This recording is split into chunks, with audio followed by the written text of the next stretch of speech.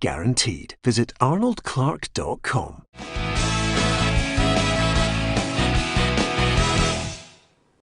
Welcome to Peter and Roughie's Football Show. I'm Peter Martin, delighted to have your company. The programme sponsored by Arnold Clark every day, Monday to Friday, on Facebook and live on YouTube. Thank you very much for your support. As you can see, it's Thursday. Alan Rough, Tam Cowan and Stephen Naismith with us, and delighted that you could join us as well. We'll read out as many mentions as we possibly can and your points of view as well. Last week, Stephen, just as you were about to go off, just as we were going off, that statement kicked in from the joint response group, just basically saying that anyone below the Premiership couldn't train.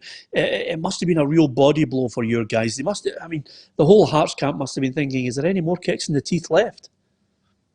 It was like that, and it was something that we did not expect or have any insight to before it happening. I must say, Hearts as a club have bitterly disappointed, because since I've went back, the protocols that are in place are very strict. The club are doing all they can at a high expense to make sure the safety of everybody, and then to be told after such a short period that they can't do it. I think the biggest thing I feel is as if everybody's just reactive to this. There's not, before the start of the restart of football, there was not a protocol put in place to say, if this happens, then the consequences of it are this, that, and the next thing. And ultimately, Hearts again have suffered on the back of that. Tell me what your days are like now. What now do you do? Because you've looked as if you were all getting back. There was Lee McCulloch coming in there, and suddenly you're the squad together, and the manager wants to add players. What have you to do now? A long lie in the morning. The wife brings breakfast in bed. It's a case of that for the next week. But we've got programmes home, and really it just reverts back to kind of like what it was before we went back, in terms of the running and the gym work that's expected of you, and it's more of a working from home environment. We're fortunate that there's such a big gap between our next games that it's a small loss in terms of us being around each other and the new players especially, but overall it's one that we can gain next week when we're hopefully, if everything goes well, we go back into training. Yeah, fingers crossed on that one as well. Now, Neil Sinclair is a Falkirk fan. He's an avid fan of the programme as well, and he's also a people skills specialist. Might get him in contact with all of us on the Thursday programme from time to time. I think we need it. Anyway, Neil, thank you for your kind message about the programme and how you enjoy watching it. And there's so many people: Callum Dillery, Andrew Davis, Errol Campbell, John Maguire, lots of people, John Donald, who's in Birmingham, no less, joining us on the programme, and Una Brennan, who was watching it on the bus. That's how committed people are to watching this programme regularly. They don't want to miss it. So thank you for your support. And the figures have been absolutely fantastic. And I make no bones of it saying this, Roughie, we might as well get it out the way quickly before he suddenly, goes into his, I'm going to give you a 10-minute promotion kit spiel. But Tam, it's 25 years since you actually met Stuart Cosgrove, and you've got your old programme going on. The old commemorative thing is on BBC. It's a great chance for people to watch it again. Roughie and I have only been together 9 years, but you guys have been together 25. Well, you can tell me this is PLZ we're on today, so I'll put it back to you then, Peter. I did indeed meet Stuart for the first time 25 years ago yesterday. And that's why they're putting out the repeat of the programme tonight on BBC Scotland at 10:30. But I would like to ask, before you did a first programme with Roughie, presumably you had met before, yeah?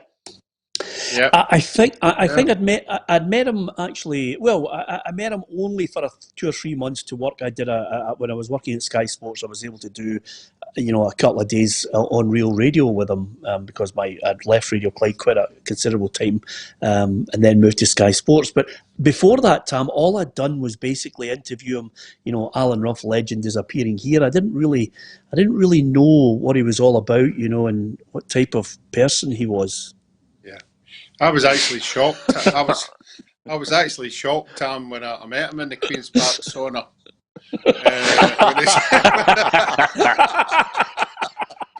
Yeah, absolutely. The one thing that stuck in my head, Tam, and this is the way my head is wired now because of meeting Roughie. The minute I said to Stephen, "So what are you doing now that you can't train with the players?" and he said, "Well, I lie in bed and my wife brings up the breakfast," and I automatically thought, well, I look at Roughie and he's going, "Damn, that scuppers that plan."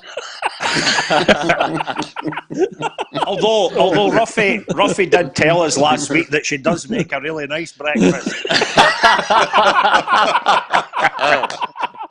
Brilliant. Anyway, so that's how you meet people. But it is good. It's worth a plug, by the way, because 25 years is good going as a show, and you deserve great credit for it. I have to say, we get super sensitive, but in the early days, Roughie, I must tell you, because both of us, come from Motherwell, he had his column in the paper and he took every opportunity he could. He absolutely leathered me from one week to the next. If I ran into him, he absolutely battered me, and everybody thought we hated each other. But listen, if you give it out, you've got to be able to take it back in. Now, the strange thing, Peter? Sorry, Yeah. Peter, the strange thing, I think, seeing 25 years in Owen Stewart, all the other years, whatever, 30 years, newspapers and that on the radio, I'm just thinking when I look at Stephen Naismith, and it's a tribute to him as a fine professional. Very rarely can I remember even typing out the name Naismith. So he must be a good, clean living boy, a hard-working professional, and because of his charity work as well, the sort of guy that you wouldn't want to take the piss out of, So I salute you, Stephen. Yes, absolutely. Thanks very much. Thank you. He says that as if it's something he says it as if you should get a medal. There are footballers who are thoroughly decent people. It was like Roughie last week was bumming me up now it's Tam. That's watch what you're doing there. Listen to Saturday's show. That's just a softener. Yeah, absolutely. Anyway, apart from anything else, lots of football to talk about, and we'll discuss European football as well. English fans are getting excited because the fixtures are out for the start of the English Premier League as well. There's lots to discuss. Football fans, potentially, Stephen, back in the stadium for September 14th, albeit limited numbers. It's a start for everyone, I think, and something that I think not only Hearts but every team will welcome. It's the one thing everybody agrees on, that fans need to be back. I think a combination of things when the football restarted in terms of players not being at their fittest and stuff contributed to people not enjoying the not fans and experience, but it has such an effect on the games. We touched it last week about the atmosphere at Celtic Park and Ibrox. It can make a difference in a game, whether that's at Tynecastle, Pittodrie, Easter Road. The fans play their part more than people probably think, especially from a player's point of view. Yeah, a lot of people, Tam, have said, they can shut this type of thing out. They focus solely on the game. But I was at the European game. I've been to numerous Premier League games now. The silence it just makes it a soulless environment, and players are professionals, so they get on with the job of being professional footballers and trying to win the match that they're playing in. But the one element of it that I've mentioned to countless people who've said to me, "What's it like being in the stadium?" I said, well, the only difference is you get players who thrive on an atmosphere which becomes volatile. You get players who absolutely clamp up and can't hack it. And that element of adrenaline rush or fear is not there. Yeah, and I, of course, just see it for the fans' perspective, Peter, in that if we are allowed fans back from September the 14th, and I personally still think it's highly unlikely, particularly with the way COVID-19 is almost re-emerging in Scotland, it would appear. But I don't know what happens. Stephen mentioned about Celtic and Rangers there. They're two good examples. Both, as far as I'm aware, have sold out their season tickets. So if fans... a restricted number were suddenly allowed back in at Celtic and Rangers, how exactly do they monitor that? How do they choose let's say for a matter of talking, you were allowed, 10,000, 12,000 fans into Parkhead, for example. How do they sort out which fans are allowed back in when they've all paid their season ticket money? Is it the luck of the draw? Or do they say if you can prove that you were here when Ronnie Dyler was manager, then you get first go a seat, which would seem to me a very practical way to do it. But I'm genuinely interested how they're going to do that. I mean, I can be very self-deprecating here and say, of course it won't be an issue by and large at Fir Park. We've got a stadium that holds just under 14,000, and by and large, our crowds last year certainly, they could be anything from 4,500 to 6,500 in average. So I think we'll be able to police that a lot better. But I'm genuinely interested for the perspective of Celtic and Rangers fans, and indeed Hearts and Hibs, who have sold an astounding number of season tickets as well, particularly with all the uncertainty it's been going on since March. I'm just dying to know. I hope you have the answer, Peter, but I'm dying to know how some clubs are going to approach this. Yeah, well, I'll tell you, Roughie, in a nutshell, it's going to be the most brutal of ballots. Yeah, it certainly is for the big clubs. I do believe it's going to be starting off with 700 people in the parks, and I think the first trial is going to be at Hamilton Accies' first home game, because I'd be able to do that there. Yeah, that's what a sellout at Hamilton Accies. No. He's heading for a kicking if he ever goes to Hamilton, because you know what? He keeps throwing grenades at them, but they're not biting yet, Roughie, but they will. It's a brutal. I'll tell you what I would say, Peter. I'll tell you what I would say about it, and I would throw myself into the mix here as a Motherwell fan. See if Motherwell said, you know what, guys, we can only get 700 people in. The rest of you season ticket holders will still be able to watch it via the streaming service. All the season ticket holders, by definition, love their club. They want to support their club. So what we've thought best to do is auction the 700 available seats we have inside Fir Park, and see if then that meant perhaps businesses who in the past have chucked a bit of money at Motherwell, whether it's the local plumber, the local baker, whatever it may be. I'd be quite happy with that if they did it almost as a live auction for the seats, for the 700, because I dare say as well for the businesses that got involved, there'd be a bit of kudos and the fact that they were able to be represented at one of the first games back. And if it meant then that it was out with my price bracket and I couldn't go to the game, as a Motherwell fan, I'd still be quite happy with that, knowing that our club get the money. And maybe that's something they could do right through Scottish football. I think it's a great idea, Tam, certainly to bring extra revenue. And the problem that creates is every auction needs a host. And then, we need to see who they were picking to host it. I'm just telling you, there's going to be a battle after that. But the thing that I'm aware of there, you mentioned Hibs and Hearts. Stephen, the Hearts response and the season tickets and the Hibs response has been unbelievable. I think you guys are up over 10,000. Yeah, Hearts is over 11,000 at the moment. To be honest, that's probably one of the biggest things I've been impressed with since I went to Hearts. The foundation and the not only just the amount of money they put in, but the amount of time and effort for projects and things around the stadium is mind-blowing what they're doing for the club. But again, I think that goes right through Scotland. The fans are the backbone of the country's football. We love it that much that it's something that everybody's so passionate about, that if only we could get other decisions done in the same respect, then it would be a good game all round. Yeah, absolutely. You're 100% correct. Just on your left shoulder there, Stephen, I don't know if you've noticed it, there's still a couple of chips there. If you just brush them off, you'll be absolutely fine. Listen, I get pelters for defending Hearts, so you're about to get them on this Facebook Live. Anyway, apart from anything else, your sentiments on getting fans back into the ground was something that James Forrest was talking about today as well. I think that's really promising. I think if you ask all the players, every team, everyone wants the fans there, and everyone's it's obviously adapting to playing without fans. So it's obviously difficult just now. But as you said, if that's the date that we're looking for, then everyone will be another good few weeks push, stay together, and then everyone will get the fans back. Just what all the players and everyone wants in football. Yeah, it's about the players behaving now, Roughie. I mean, Neil Doncaster came out and he's basically said shutting down football again could jeopardise their Sky deal over the next 5 years. That would be catastrophic. I mean, it would just kill off our game if that were to be the case. But he also mentioned the fact that any actions that are taken for, I presume he means any misdemeanours, it has to be proportionate, which is basically him trying to say, if another player goes rogue or a group of players go rogue, you have to penalise them. You can't kill the entire industry.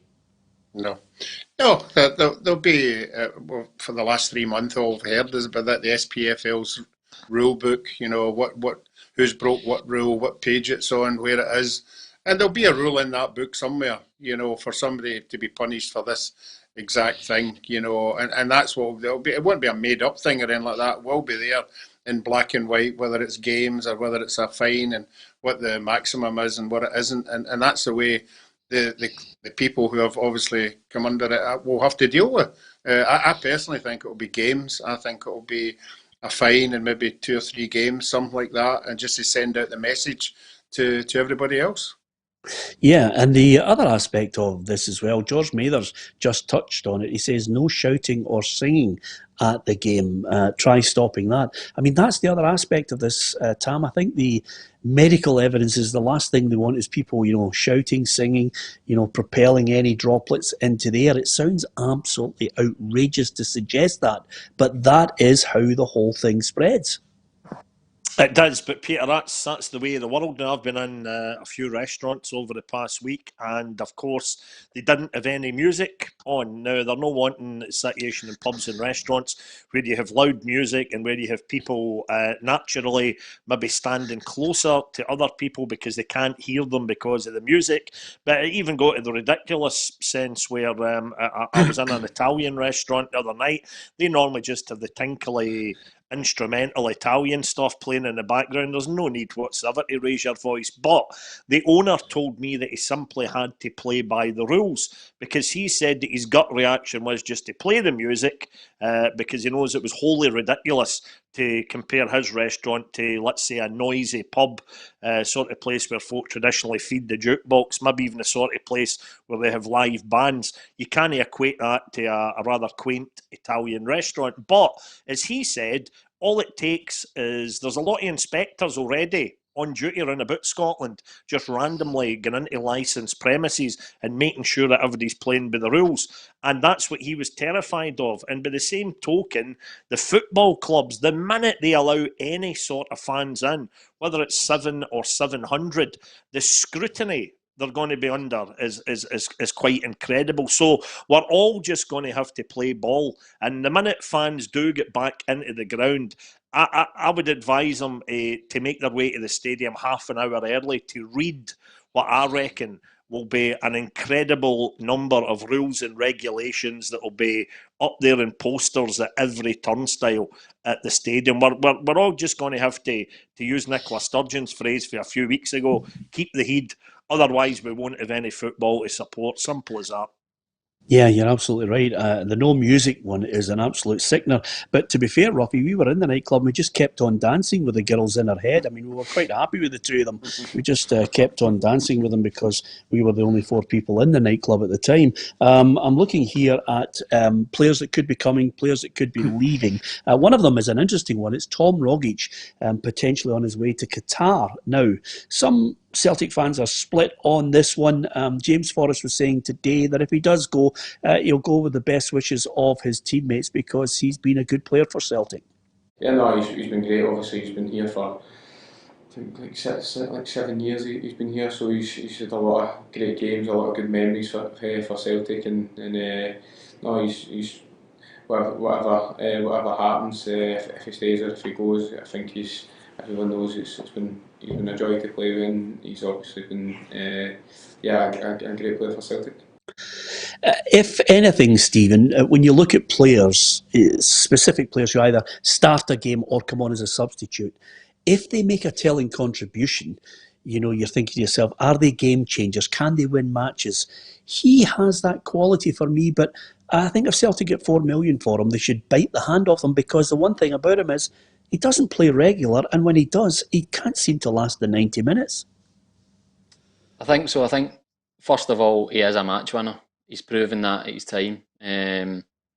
From when he started to become a regular at Celtic, the big moments, and especially Old Firm games and that, he's showing his qualities. But I think, like you said there, over the past year, 18 months, his contribution has kind of decreased. There's been less and less. Plus, competition's changed, and there's probably more competition in that position than there has been in his whole time at the club. So, 4 million's a very good return, and it's not as if he is one of their standouts that is somebody who they must not lose effectively. Yeah, I think they're looking at possibly trying to get Shane Duffy and maybe David Turnbull in their search for 3 players to bring in. Of course, now we know, Roughie, that they're going to play against Ferencvaros. Just in case you need a quick update, our reporter Gabriel Antoniazzi had a quick look at them. Celtic will play Ferencvaros in the second round of Champions League qualifying next Wednesday in Glasgow. The Hungarian champions boast 121 years of history, are managed by former Ukraine and Tottenham midfielder Serhei Rebrov, and play at the revamped Groupama Arena in Budapest. They are their country's most famous and successful team, with 31 league titles, 23 Magyar Cups and a Fairs Cup trophy. To progress, they beat Djurgårdens 2-0 last night, with both goals coming from winger Tokmak Nguyen. They are only 1 game into their new league season, which ended a draw, but Celtic will be wary as they've only lost 1 of their last 19 matches. Somebody mentioned to me, Roughie, they like this whole European 1 game. It gives it a wee edge. I must admit, I like it, because even when you see the whole 2020 matches, there's an edge to them, Roughie. There's not this cautious, well, we can sit in here for the next leg at home.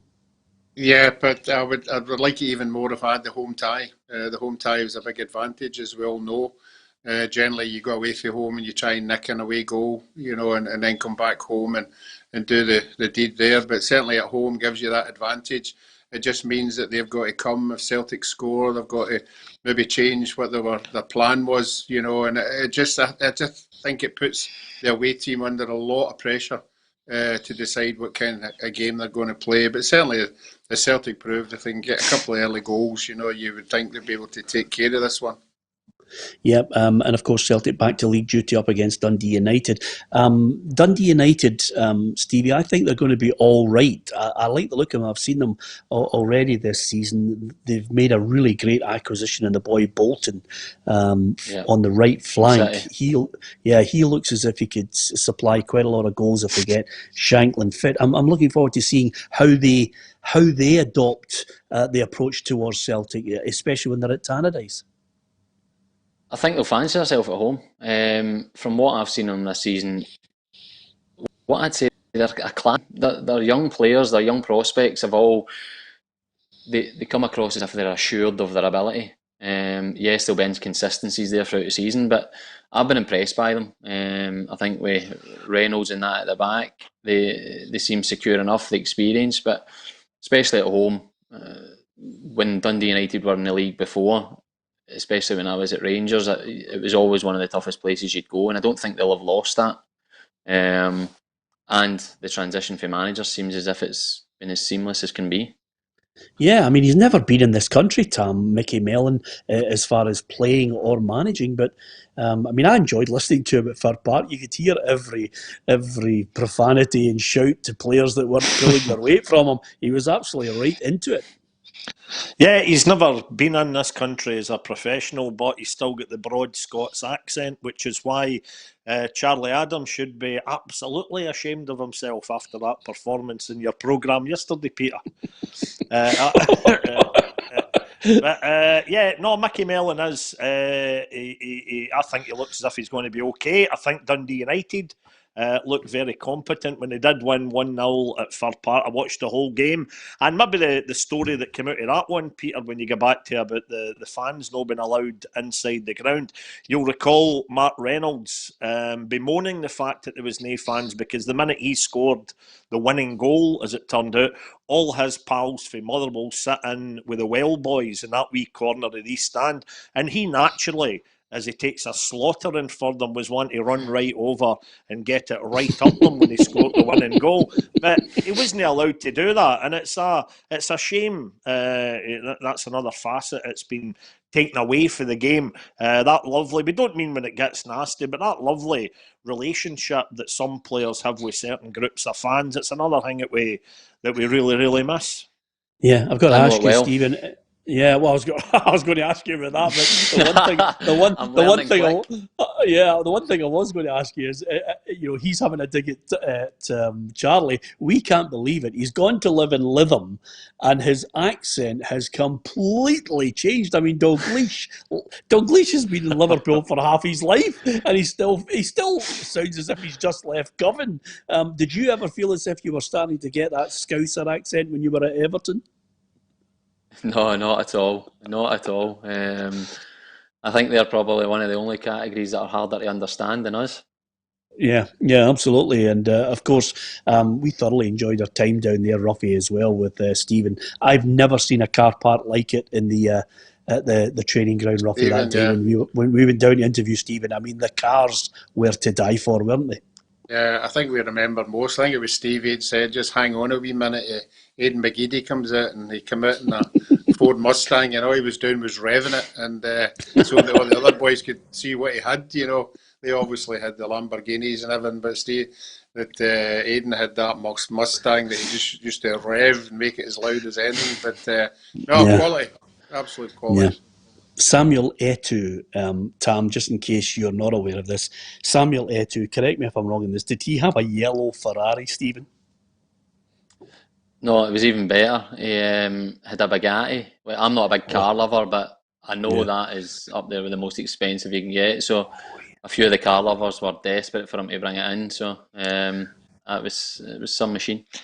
Oh. Incidentally, Peter, talking to motors, I feel I'm just, how in the old Tex Avery cartoons you'd get people would turn into jackasses when they did something stupid, just turn into a big donkey. I'm feeling like that now myself. I realised there that I just spent £129 yesterday getting the air conditioning fixed in my motor, and here we are sponsored by Arnold Clark.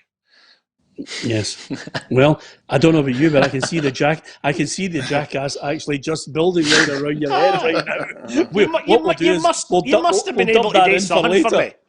Oh, you must have been able to help me out there. Oh, sure. All you need to do is call. By the way, I don't know if you've seen this, Stephen. His Instagram is unbelievable. He can't say anything longer than 3 sentences without suddenly coming out with, and I'll never bow to a sponsor. I'll be back with you shortly. I'm just having this pizza slice from Pizza Hut. I've never seen a more sponsored Instagram in all my life, Cowan. If there is not a single bit of sponsoring, if anybody ever gives you as much as a glass of wine or a wee dessert in a restaurant, you always mention courtesy of. It's as simple as that. So I would have loved to be. I've been able to say yesterday, I get my air conditioning fixed courtesy of Arnold Clark. But sadly, I went elsewhere. I won't give the game away, but it's where the guys used to like a wee bit of dancing in the adverts whilst wearing their overalls. Right, okay. Tam, I'm on the case for you. Don't worry about it. Thank you. Listen, Dundee United is one thing, but Aberdeen are back in action tonight. Now, 4 out of, they're calling them the Aberdeen 8. It's as if it could be a Quentin Tarantino movie now with the Aberdeen 8. But nevertheless, they're back in action, Roughie, against St Johnstone. St Johnstone, 1 win, 1 defeat, 1 draw. And of course, the Dons lost to Rangers on the opening day of the season. They've got 3 games to get themselves back into it and maybe win some people back who were well hacked off with them for the actions of the players. Yeah, I'm sure Darren McManus has already went through that team talk with all the players, and particularly the ones that brought the club into disrepute. So I think they all know exactly in that dressing room what's at stake tonight when they go out there. He won't want a defeat. They'll have to stand up and be counted, and I would have thought that being the motivation for the ones that do play to put in a shift for the manager and particularly the club, because Aberdeen is a great club, and you don't want that kind of thing hanging around your head with all the progressive stuff that's happening up there, the new training ground and everything. So no, that winning is the only thing that's going to stop people talking about what happened. Yeah, absolutely. And with that in mind, Aberdeen, I don't know, I wasn't impressed with them in the opening day of the season against Rangers, Stephen. I thought they lacked any real ambition and fluency to their play. Of course, it's early days. Derek's side seemed to go on runs where they hit a purple patch and then they go 3 or 4 where you wonder, if they just all met each other the day before. The hard part for them is at the start of any season, you just want the games to come thick and fast, because that is what effectively gets you up to speed. That last small margins of sharpness is only games that you can get that from. And with them having to miss the games they have, it puts them in the back foot. The same respect as everybody was saying, Rangers can go that far ahead of Celtic in the race for the title. Aberdeen are in that position themselves. If they've put themselves under pressure of having to win these games, like you say, get back to where they expect to be. Yeah. Alan Moffat-Patterson has just said to me, and this is a great thing about it, and I have to apologise to a number of people who, there's thousands in the feed coming through, and I'm trying to read as many as possible as we're talking, and on YouTube as well. But Alan Moffat-Patterson is a big jambo, and he says, is there any chance Stephen can say happy birthday to me? It's my 15th birthday on Sunday. And he's a big jambo, Stephen. Happy birthday. Hopefully, like we've talked about, you'll be back in stadium soon enough. So back supporting us to go off and starting a winning run. Yeah, 15. Do you remember that, Tam? You've turned Stephen into Glenn Michael. I don't even know who Glenn Michael is. I know you wouldn't have. but honestly, it's such a unique situation. You've got a Hearts player there. He's a jambo. To get one of your players to say happy birthday is magic, Tam. I mean, that's the joy of it all, isn't it? By the way, I saw Glenn Michael. I saw Glenn Michael at remember, Roughie? We saw Glenn Michael at an STV New Year party about 3 years ago, and he looked exactly the same as he did when he was presenting Glenn Michael's cartoon cavalcade. I mean, the operation's been a complete success. He just looks exactly like he did when he presented it, Tam.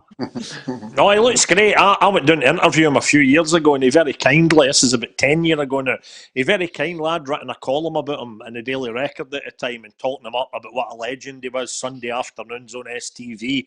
And I got a call from his daughter, who works and maybe still does work with Ayrshire Post, inviting me to go down to see Glenn. And what he wanted to do, and it's one of the memories I'll cherish, he basically gave me Paladin the Lamp, his old trusty sidekick for all the years, and he gave it to me to find a good home for it. And we basically auctioned it, going back to auctions through my column in the Record at the time. And it was a guy from Motherwell bought it, and he'd lost his wife. And growing up, the two of them had watched Cartoon Cavalcade, and he wanted to donate it to Yorkhill Hospital so that Paladin would always be there with the Waynes. So it was a nice wee story, but Glenn was looking magnificent back then, and he's still going strong. I think he's actually about 94 now, Peter. So smashing, an absolute legend. Yeah, absolutely. I always like to, and there's obviously Paladin and the dog. That's his dog there as well. That's Rusty. That's right. You remember everything. I always like to give people a mention who come on and have a quick look at us. And footballers tune into us, managers, referees as well. Charlie Richmond's just joined us. Hi, Charlie. He's doing a little bit of a radio show as well. We wish you well with that. I know he likes to come on early so he can find out what an opinion is, and he can formulate that for later on, Roughie, on his show. So it's good to have him on the programme as well. Just quickly, Tam, and I won't ask Stephen about this because obviously it's a sensitive subject at the best of times, and players find it difficult to comment on it. But Tam and Roughie almost certainly can.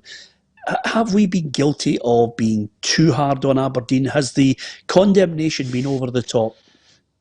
Well, you know what, Peter, I see it both ways. When we went on air on Off the Ball this Saturday, a day or so, whatever, after this story had broken, it was a huge story. Me and Stuart just felt the natural thing today was to start cutting these guys a wee bit of slack, because they all are young players, and you can't have it both ways. I think you get fans, you get the media since time immemorial who will always say that footballers are nothing but young daft laddies. Now, if you dismiss players as young daft laddies when it suits you, then when something as serious as this happens, don't try to turn them into kind of medical experts who should have known better. So we tried to cut them a wee bit of slack. But incredibly, Peter, and this was the point I would like to make, the Aberdeen fans who contacted our show that day left them without a name. 100% unequivocally, the Aberdeen fans absolutely slaughtered their own. And I'll tell you what, if Derek McManus is saying that he'll be playing 4 of the Aberdeen 8 tonight, I can only imagine it's because the other 4 are either injured or suspended, because if I was Derek, I would have the 8 of them in the starting lineup at McDermott Park tonight, purely because they must be desperate to get right back in the good books, primarily with their manager Derek McManus, but also with those Aberdeen fans, because Stephen can maybe disagree with me if he wants, but I think those Aberdeen players, with feelings running so high amongst the Aberdeen support, I think they're some of the few players in Scotland that will actually be quite relieved that fans into the stadiums just now, because they might be happy just to let this die down a wee bit before they have to incur the wrath of their own supporters. So, but I would definitely play the guys tonight. I don't know if you've got the detail there, Peter, but I would have the 8 of them, and they were all first team guys anyway. I would have the 8 of them in there tonight and saying, right, go and make amends, go and get the 3 points against St Johnstone.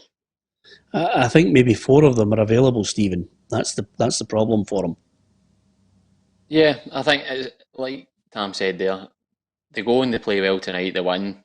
It eases the blow for the fans. I think by the time you play back in that, there'll be a new story for somebody to take note of and talk about.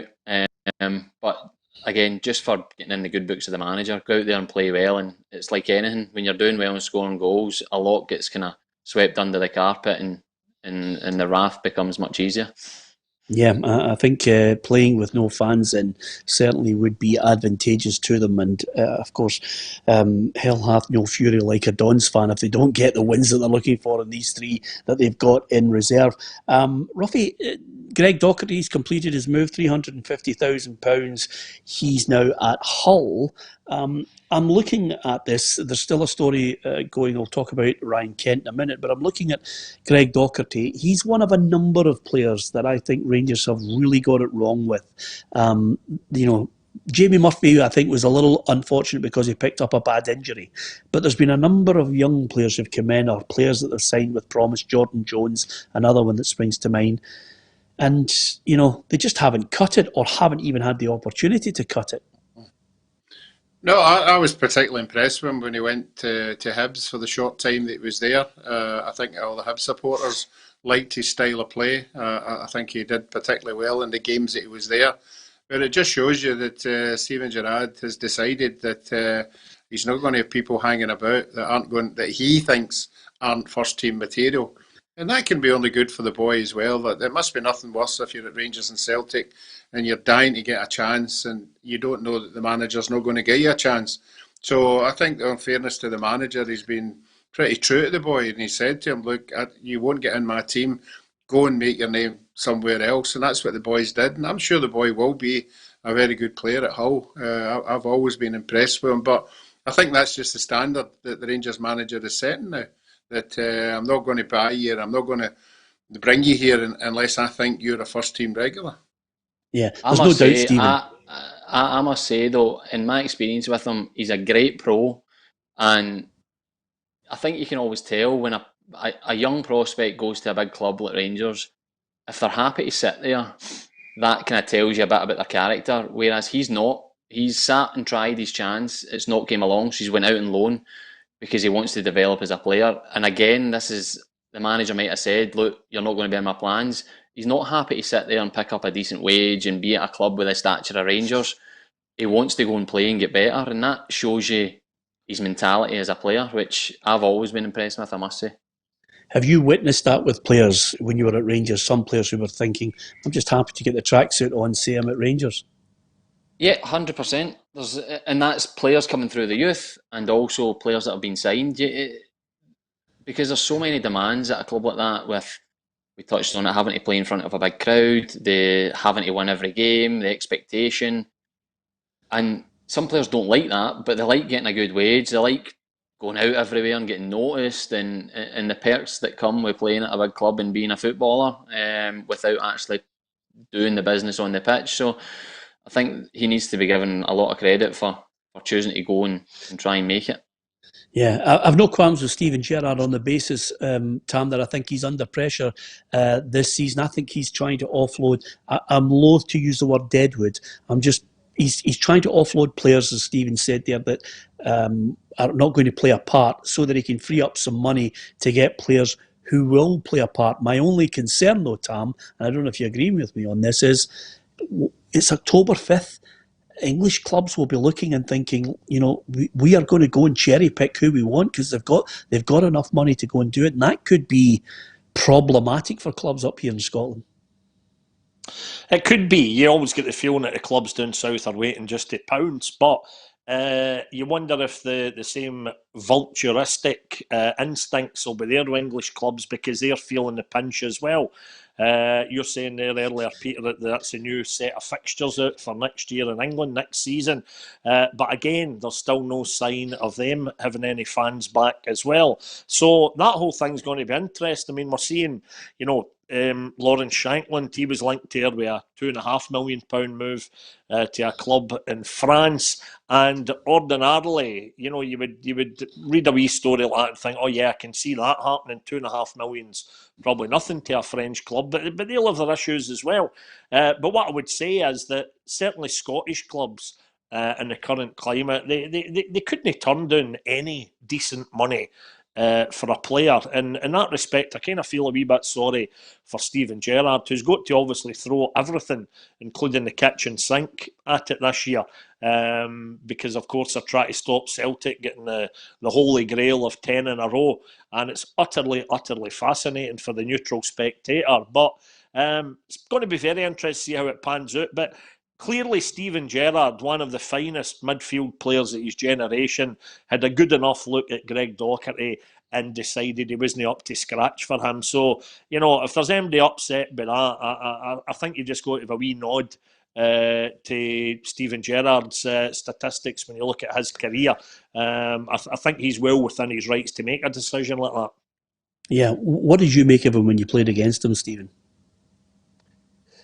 When you're in that mindset of playing against him, you just want to try and wind him up and put him off his game and stop him doing what he does over the career. So I was just moaning all the time. I remember one game at Anfield, I think Balotelli played up front, and I was just in the ref's ear constantly, come on, he's playing it, he's diving, blah, blah, blah. And I think he just got a breaking point and was just like, shut up.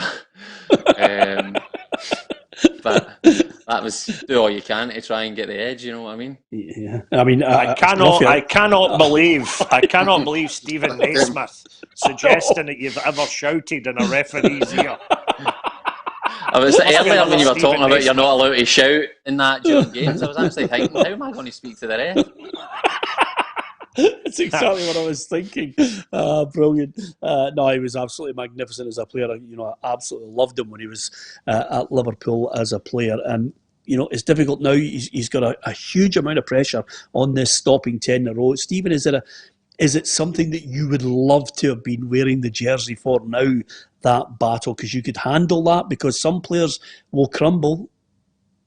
Yeah, because I thrived on the must-win attitude of being at a club like that. It's the dynamic though is incredible. I don't think there has been so many different variables in it in terms of players could leave 10 in a row. Obviously, Celtic having games to catch up. There's so many angles to it that it's going to be fascinating, but it's going to be tricky. The one that I can't call at the moment, I don't think. Yeah, Stephen McLaughlin on YouTube says Stephen Naismith probably moans at his boots when he's putting them on. You're not far wrong, by the way. I mean, he's got to get himself in the zone. It's as simple as that. Ryan Kent, Roughie, if Leeds were to come up with a wee bit more than 10 million, he could be one of those players that maybe would it be a no for Gerrard to contemplate selling him? I think it'd be a difficult one. I think the fans would start asking questions of, are we seriously going to stop, Celtic winning 10 in a row? For me, he's the guy who gets you off your seat. He's got that wee bit of magic, and I still don't think we've seen the best of them, or the money that was put out for him. I think it's still to come, and it could be this season. The more games he gets under his belt, I think we all can see the ability he's got, and if he must have some ability if Leeds are fancying him as well. So I just think it doesn't send out the right sign to the Rangers supporters what their ambitions are for this year if they start possibly letting their best player go.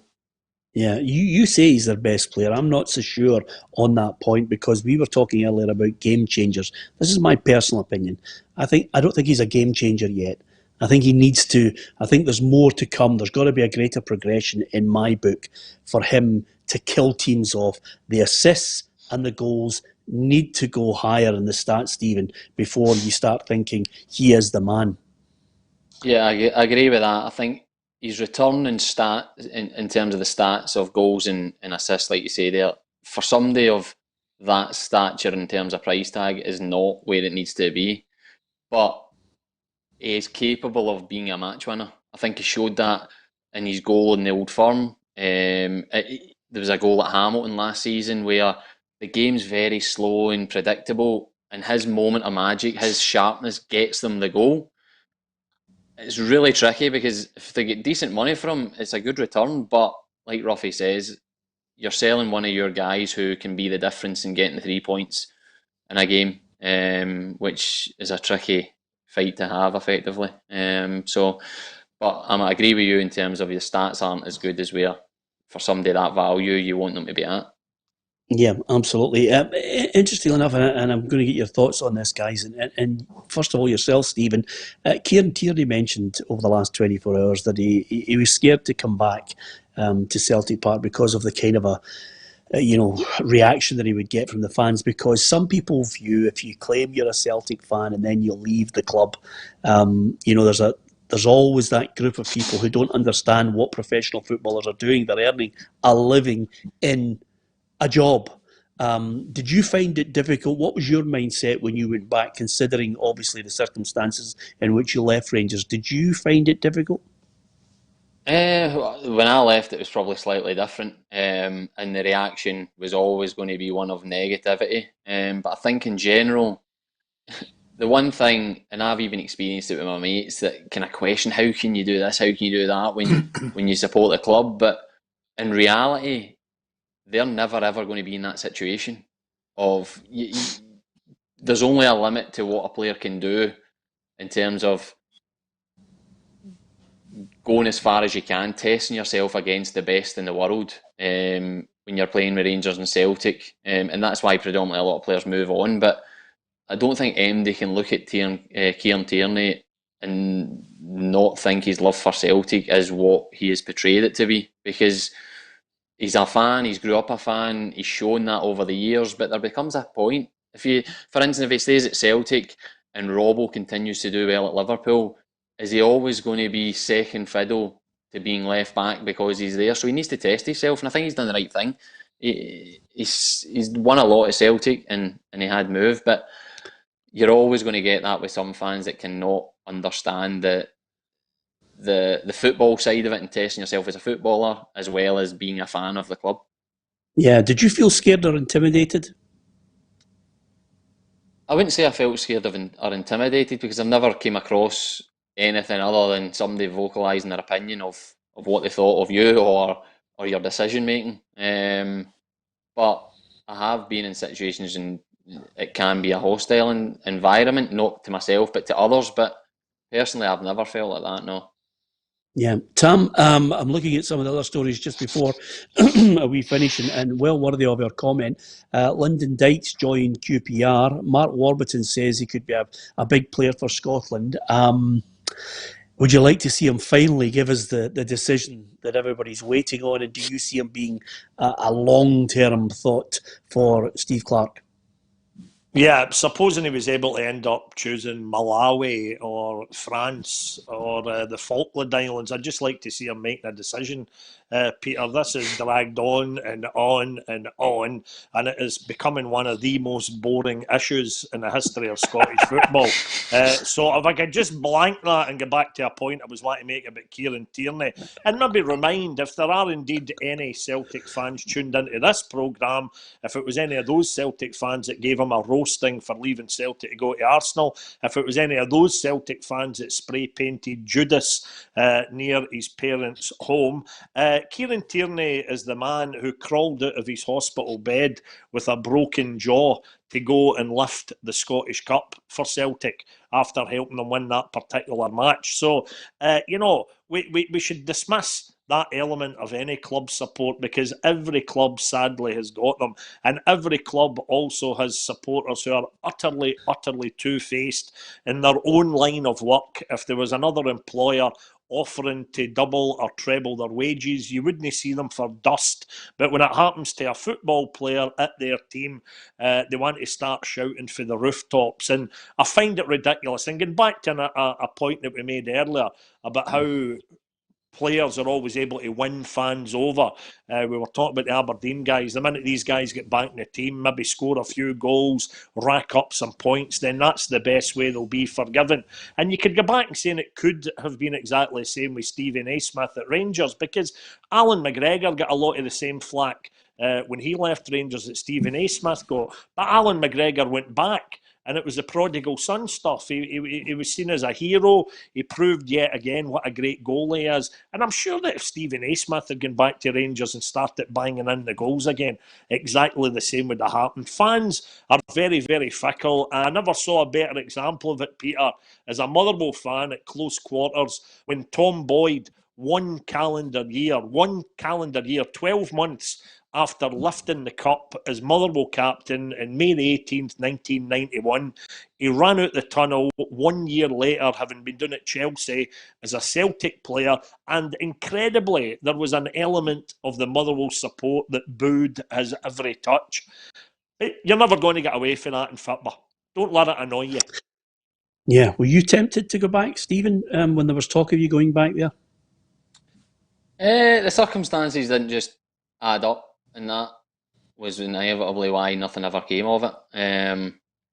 I would have loved to have went back, but it came to a point where I wasn't going to be a priority, and I didn't want to sit and potentially miss 6 months of football by staying at Norwich. So, and Hearts came in at the time, and what they were offering and the opportunity, I felt I had to go there, and I've enjoyed every minute since.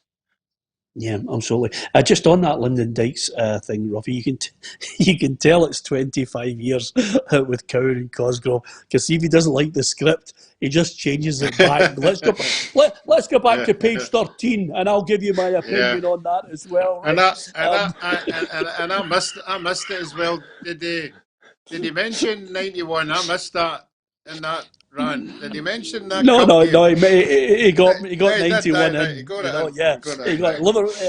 was going to say to you, Roughie, Lyndon Dykes, Tam's right, it is a bit boring, but at the end of the day, I mean, the other element of it, which is probably more important, is he's been made out to be some sort of messiah and Joe Jordan. I mean, he's just not a Joe Jordan. I mean, God knows what we're expecting of him. No, he's a player we're all looking at. We're all looking at him go down to England to play down there. It'll be tougher for him. He'll have to step up to the mark yet again. But he's done that in the last 3 seasons. I remember the first time I saw him with Partick and Queen of the South, and although Stephen Dobie was scoring all the goals, he was the one that was doing all the work rate. He was the one that was causing us problems. And year on year, he just got better and better. I was surprised that he went to Livingston so quickly. I thought maybe another year, but that just shows you the progression that he's got in him to go for Livingston, and now he's down in England. So if he keeps doing that year on year, we certainly have to have a look at him, because we don't have that depth of strikers that we're overabundant with. So if he goes down there and starts banging the goals in, he's got to be included in the squads. If he decides that. Do you like what you see from him, Stephen? I do. In terms of Scotland, he's different to any other strikers that have kind of been sounded out to play. I think he's one with the most presence. People might say Ollie McBurney's pretty similar, but Ollie's more of a goal scorer, even though he's got a presence about him. He wants to get involved in link-up play rather than being a physical presence at the top end of the pitch. But again, like Roughie said, it's somewhere in the Scotland squad that just hasn't got that player that you think, right, he's going to play every week or every time the national team meets up. It's the one area that is very much up for grabs. So, but he's done well, so he's earned his chance, I would say. Yeah, okay. Tam, St Johnstone, Aberdeen, give me your prediction. You would half expect me to say 0-0, Peter, but I think I've not checked the odds. I'm going to take a wee nip up to the bookies when I'm finished here, because what I was saying earlier about Aberdeen and the players wanting to get back in the good books, even if it's only 4 of the Aberdeen 8 playing tonight, I think that could be enough to swing a result for the visitors. And I think, given the narrative here, the timeline of the past couple of weeks, that Aberdeen might be a pretty tasty price. So I think I'll go up, because I'm going to watch it on the telly later, I think I'll go up my bookies, put a score on Aberdeen. Yeah, I'm going to go 2-1 Aberdeen. Stephen? Aberdeen win. Yep, Roughie? I'm going to go Aberdeen 1-0. 1-0. Okay, I'm glad you said that, Roughie, because Tam McManus in the head-to-head has gone 1-1 and you've gone 1-0. So that's us. We've got 3 different scores for it, Roughie, in this head-to-head. I don't know about you guys, but I'm loving the Champions League. I know Tam is very, very pro-Scottish football as well. We like to try and, mention at the tail end games that we watch in the Champions League.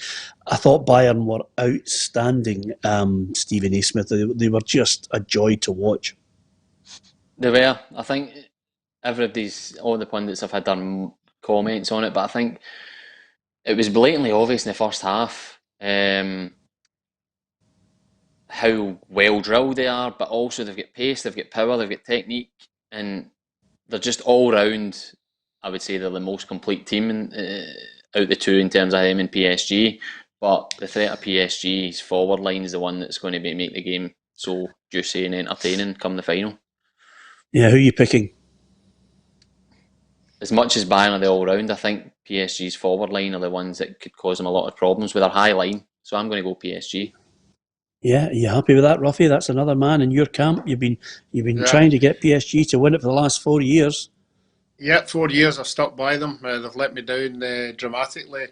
Tell me what year it was with Barcelona again, as you keep reminding me, when they were winning so much. What was it? The first leg was what? I think they were up about 4 or 5-0, and then Barcelona came back and absolutely battered them. This could be. You think this is the year, Roughie? Yeah, I do. I think, as Stevie said there, I know the Bayern defence don't get much attack against them because they're so good everywhere else. But my main problem is the Bayern team. There's 7 players there all playing at their peak. There's 7 players at an age now that they can't get any better, and they're magnificent. And with so many youngins coming in as well, and they're producing the goods. But I'm going to still stick with PSG. Yeah, I've watched PSG a couple of times, Tam. I hope they get pumped. I hope Bayern batter them. I don't like PSG. I will refrain from having an opinion in the Champions League, Peter, because I know nothing about it, and that was best summed up in the radio last Saturday when I opened the show, going on a 10-minute rant about how I thought that in my lifetime I would never see Barcelona losing 8 goals in the Nou Camp Stadium, and it turns out I still never have. I didn't have a Scooby. I thought that was at the Nou Camp. Couldn't care less.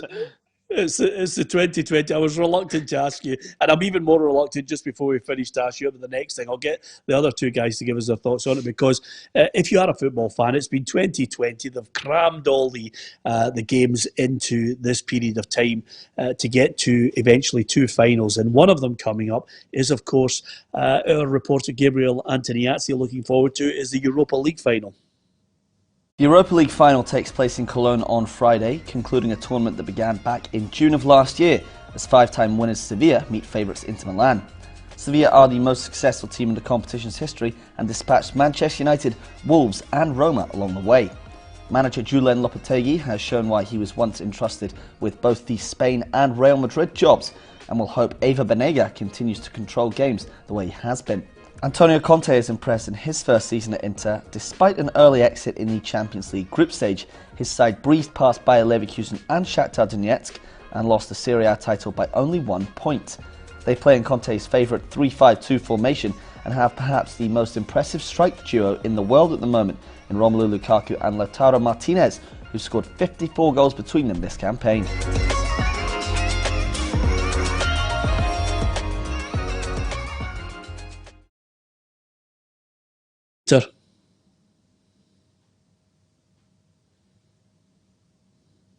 Are you going Inter?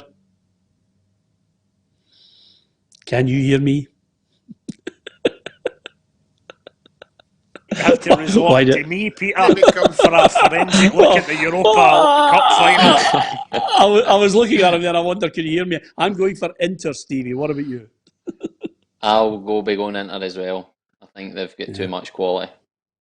Roughie? I'm going to go. Oh, I'm going Seville. I don't know where this Sevilla came from, so I'm going for Seville. Yeah, well, listen for a guy that can't pronounce Alfredo Morelos' name for the last 3 years. Don't start telling us it's Seville. Tam, we've Inter and Seville, and I'm going Inter. So just give us one. Well, just looking at the venue for that final, Peter, always reminds me that the former England striker Michael Owen, who I'm sure Stevie must have played against in his time, he recently produced his own branded aftershave, and he did call it My Cologne. Oh, dearie me. That's true. Is that right? Is that what the 55 minutes has been all about? Last little point here, and here's the last thing about players. If there's one player that I want to see back playing football, Stephen, it's Gareth Bale. Jose Mourinho's talking about bringing him back to Tottenham. I would love to see him back in English football. Me too. I think the politics and the infighting between him and Real have got to the point where both have made their point, but I think I'd love him to come back to the Premier League, because I think the season before he left, he was incredible. He took the Spurs team himself to into the Champions League, and now hopefully it could happen. Yeah, Roughie, we're just hoping that finally next Thursday when Stephen comes back on, that he does indeed deliver his 1 to 12 in the league placings, because quite simply at the moment I think his ball's crashed, Roughie, because Charlie Adams managed to upset everybody. Yeah. Well, I'm not really interested about the other 10. It's the 2 that I'm waiting for. Yes, let's see if he's going to be a flag waver, Roughie. Let's see. There's a few pundits out there, Tam, who are flag wavers. We know them. Absolutely, and I can't let you mention Bale. That immediately takes you to farming, to remind you that St Johnstone released their own club aftershave, and it was called Max Tractor. That's good enough for me. I'll get 3 more of these. Yeah, exactly. Thank you to the countless people who've joined us on the programme and have put the messages. Next week, we've got big news on lots of great prizes we're going to be giving away. Some special ones. If you're into your football and you like T-shirts, prints and lots of other prizes that we are collecting together, then next week is definitely something that you're going to be wanting joining us on YouTube and Facebook. You can like, share and follow, and of course subscribe to our YouTube channel. The figures Monday to Friday are absolutely fantastic. Thank you to each and every one of you for supporting us and joining the football family. And with a bit of luck, Roughie, when we do this big photograph campaign and advertising campaign, we've got to try and coax Naismith out in all his trendy gear for the photographs. So I just get my fingers crossed, Roughie, that we can get him out there. We won't have to put the same security around him as we did when Ferguson was here. No, I think we'll be safe. We'll be safe. It just depends. Is his poster going over Park Headway, is it? Is you going to go over there? Are you playing it safely over at Ibrox? No, thankfully we're going for safe legends. I want the posters to last longer than 2 days without somebody actually drawing big things all across his nose. But nevertheless, fingers crossed that he'll come out and join us for the campaign, because that will give you the details of how you can win some fabulous prizes. Enjoy the football tonight if you're watching it, and tomorrow Charlie Adam will be back with his accent again, giving us that kind of a Lytham St Anne's Scottish American, and he'll be giving his no shortage of opinion as well. Stevie Naismith stayed true to the voice that he got when he was a boy in Ayrshire. Anyway, from Tam, from Stevie, from Roughie and myself, Peter Martin, thanks for watching.